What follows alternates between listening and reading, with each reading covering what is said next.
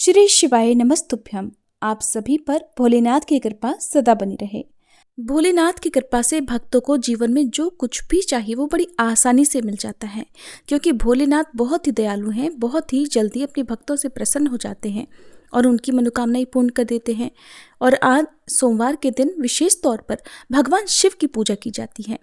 इस दिन प्रदोष काल के समय पूजा करके व्रत की कथा पढ़नी और सुननी चाहिए।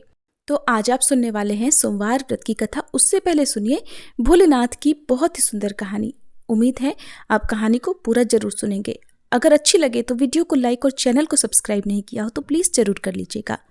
एक समय की बात है जब श्री राम जी वनवास समाप्त होने के बाद राज सिंहासन पर बैठे हुए थे। उस समय माता पार्वती और भोलेनाथ जी विचरण कर रहे थे। भोलेनाथ ने देखा कि श्री राम जी के दादाजी का श्राद्ध का भंडारा हो रहा है। तब भगवान भोलेनाथ जी ने सोचा कि चलो मैं भी श्री राम के घर चलता हूँ, इसी बहाने राम जी के दर्शन भी कर लूंगा।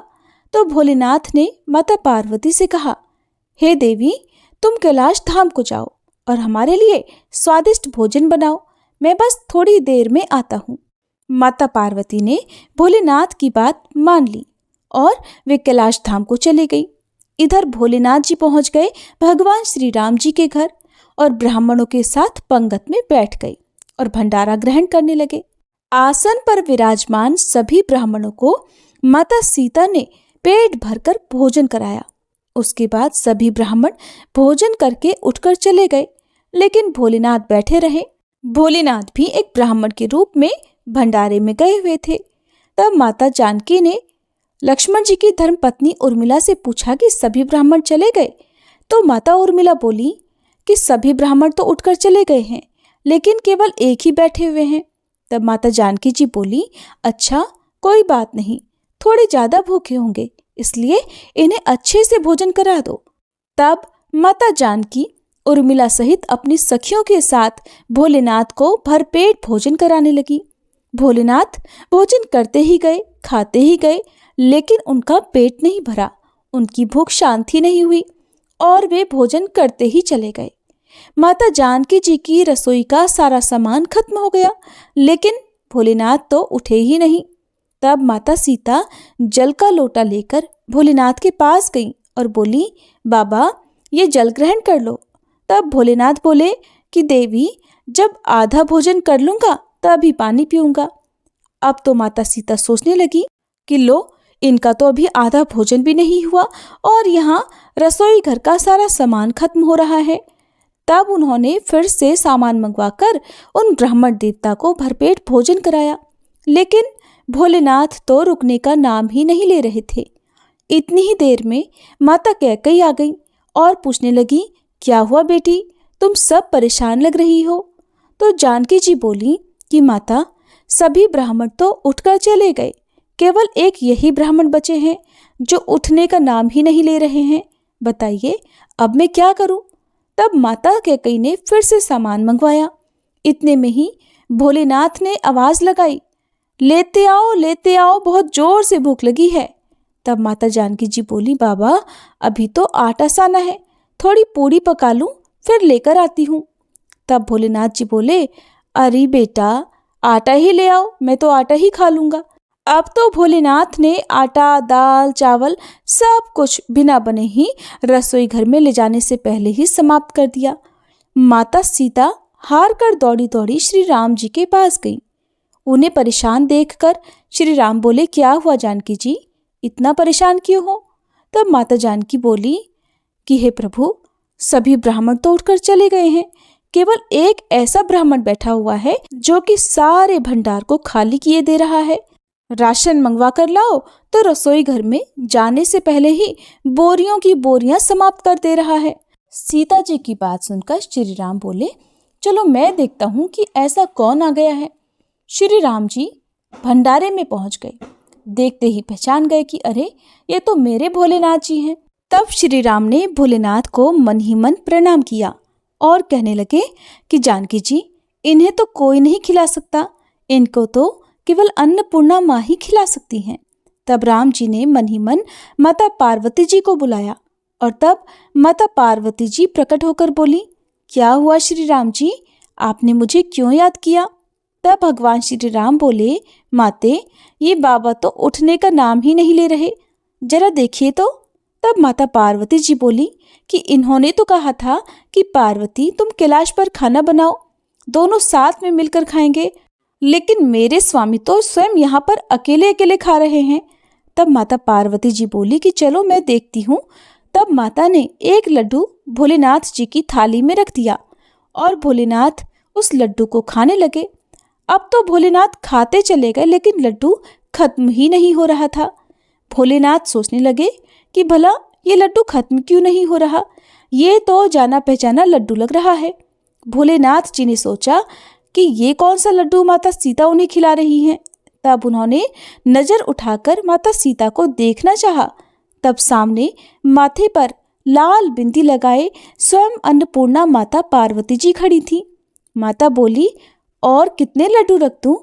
माता पार्वती को देखते ही भोलेनाथ बोले, बस हो गया, मेरा पेट भर गया है। भोलेनाथ जी अब उठ गए। अब उनका पेट वास्तव में भर चुका था। भोलेनाथ जी भोजन करके उठ गए।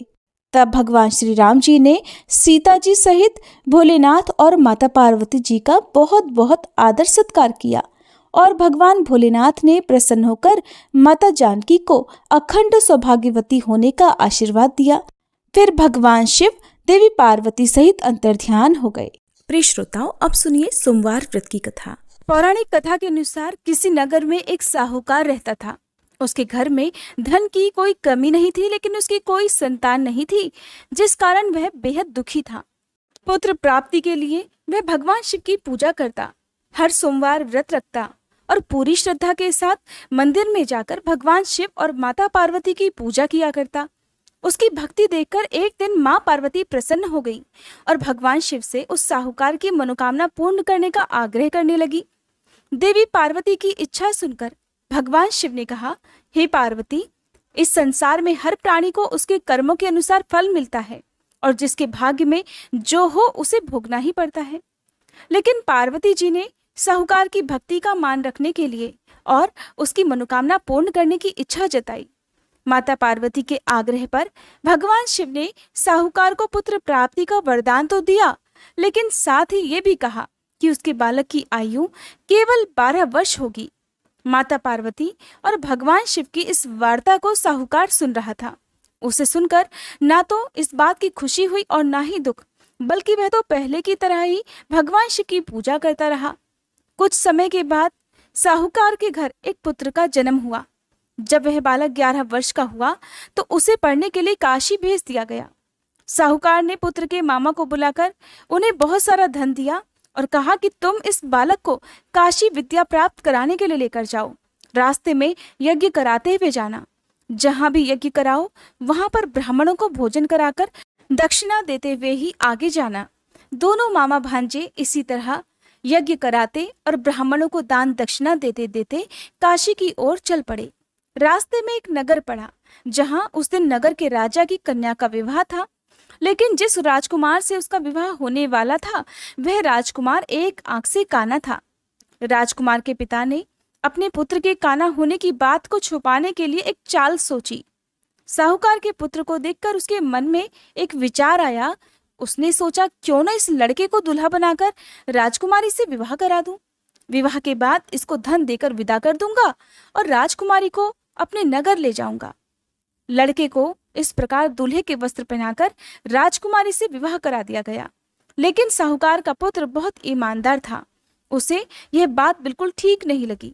उसने अवसर पाकर राजकुमारी की चुन्नी के पल्ले पर लिख दिया कि राजकुमारी, तुम्हारा विवाह तो मेरे साथ हुआ है, लेकिन जिस राजकुमार के संग तुम्हें भेजा जाएगा वह एक आंख से काना है।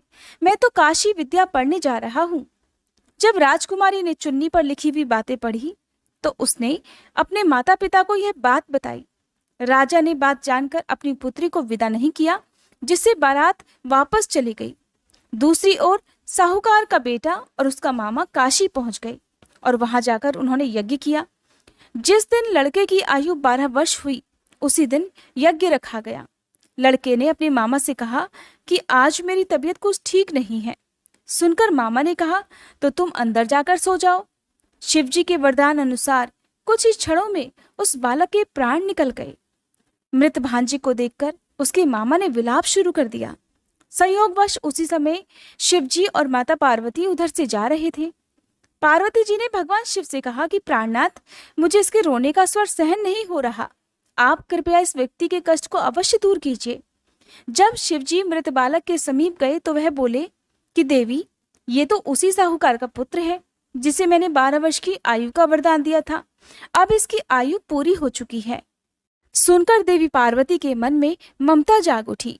देवी पार्वती कहने लगी, हे महादेव, आप इस बालक को और आयु देने की कृपा कीजिए, नहीं तो इसके वियोग में इसके माता पिता भी तड़प तड़प कर मर जाएंगे। माता पार्वती के आग्रह पर भगवान शिव ने उस लड़के को जीवित होने का वरदान दे दिया। शिव जी की कृपा से वह लड़का जीवित हो गया। शिक्षा समाप्त कर लड़का अपने मामा के साथ वापस नगर की ओर चल दिया। दोनों चलते चलते उसी नगर में जा पहुंचे जहां कभी उसका विवाह हुआ था। उस नगर में भी उन्होंने यज्ञ का आयोजन किया। उस लड़के के ससुर ने उसे पहचान लिया और महल में ले जाकर उसकी खूब आवभगत की और अपनी पुत्री को धूमधाम से विदा कर दिया। इधर भूखे प्यासे रहकर साहूकार और उसकी पत्नी अपने बेटे के आने की प्रतीक्षा कर रहे थे। उन्होंने निश्चय कर रखा था कि अगर उन्हें अपने बेटे की मृत्यु का समाचार मिला तो वे भी प्राण त्याग देंगे, परंतु अपने बेटे के जीवित होने का समाचार पाकर वे बेहद प्रसन्न हुए। उसी रात भगवान शिव ने व्यापारी के स्वप्न में आकर कहा, हे श्रेष्ठी, मैंने तेरे सोमवार के व्रत करने और व्रत कथा सुनने से प्रसन्न होकर तेरे पुत्र को लंबी आयु प्रदान की है। इस प्रकार जो कोई सोमवार व्रत करता है या कथा सुनता और पढ़ता है, उसके सभी दुख महादेव की कृपा से दूर हो जाते हैं और समस्त मनोकामनाएं भी पूर्ण हो जाती हैं। ये थी सोमवार व्रत कथा। उम्मीद है आपको पसंद आई होगी।